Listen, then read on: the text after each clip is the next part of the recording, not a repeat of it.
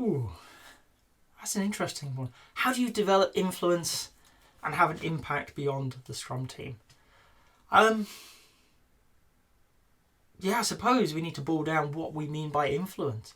Influence is really the ability to help other people see benefit in taking actions that you want them to take. When I teach about it, very often you'll have the word manipulation come up. And it's kind of the same thing. I can't pretend otherwise. I think the intent becomes important, though, to differentiate. I can influence you in a way that is better for you, better for your organisation. Okay, so I think influence is very external focused. It's helping other people.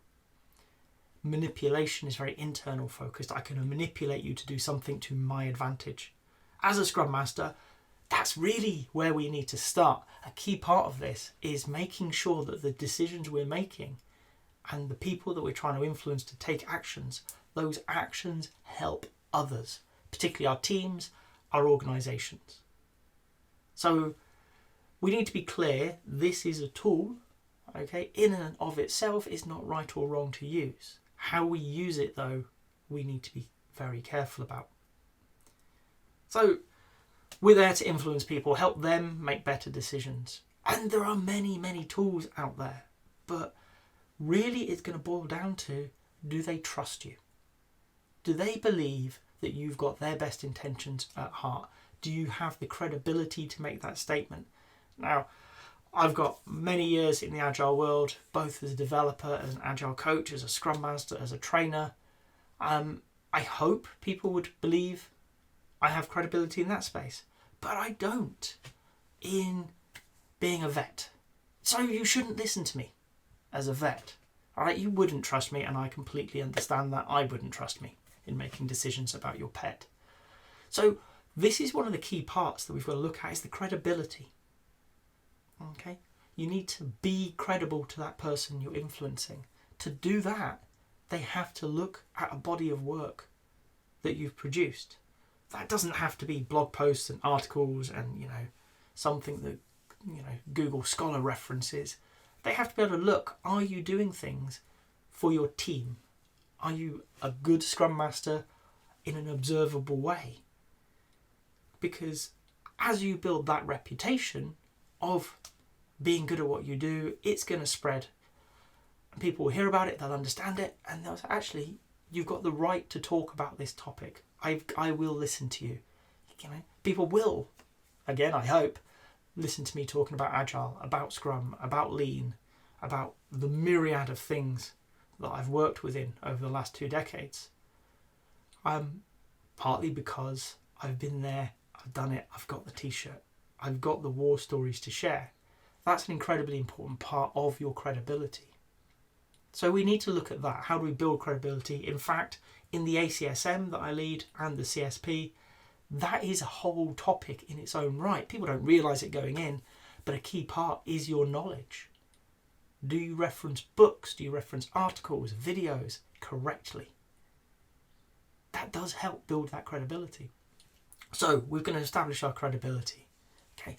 Next, we need to look at your reliability. Why would you trust somebody who isn't good for their word? You need to look at that. What's your say-do factor? Okay. How often do you say you'll do something and not do it?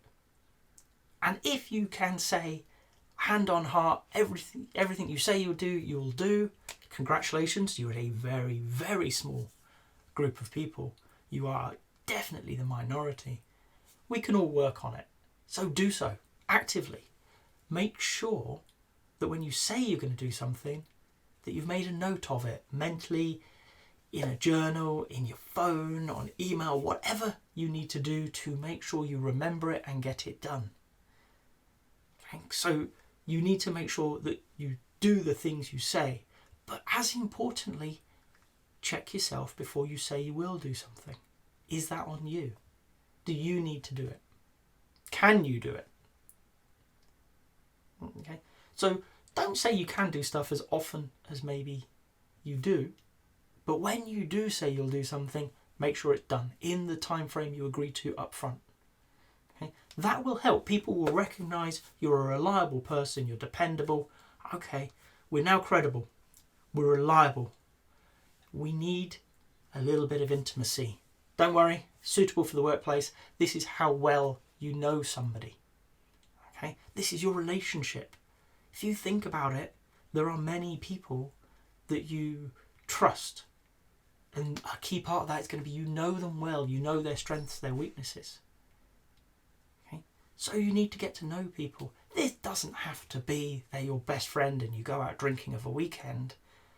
But they have to know you, they have to know who you are, they have to have heard of you, that reputation for reliability and credibility. Okay. You need to look at those three aspects, the credibility, reliability, and the intimacy of your relationship, and work on them to help influence people. You are more influenced by your closest friends and family than you may realise. And that is because they've likely established their credibility and their reliability with you, mostly. But you've got very strong intimacy. So you can have some lower than the other. You need to look at them and work on all three, I'll be honest, to help influence people across an organisation. Now, that is all affected by your orientation towards self or others. That's that internal, external thing. Am I trying to help somebody else, or am I doing something for personal gain? Very much that difference between influence and manipulation coming in here. So what we've got to be clear and what we've got to talk about openly is how we're trying to help other people, and honestly. Okay, don't say that you're trying to do something to further other people that benefits you without admitting that. Nothing wrong with doing things that help you in your career, but it shouldn't be solely about that. So you want to look at that orientation, that self-orientation. Is it about you? If so, be honest, you're asking for a favour. But don't use the tools and techniques to get people to do that favour for you without knowing about it. If it's for the team, be really clear. I'm trying to help this team unblock this problem. I believe you've got a great way of doing that. I really want to work with you. That's fine. Okay, people will understand it over time. They'll start understanding you don't do things for yourself. Not in the main. Occasionally, John says that he needs a favour with something he's got nothing to offer, and it's for him, not his team or his organisation. That's going to happen. But what we have then is a really powerful model to understand trust.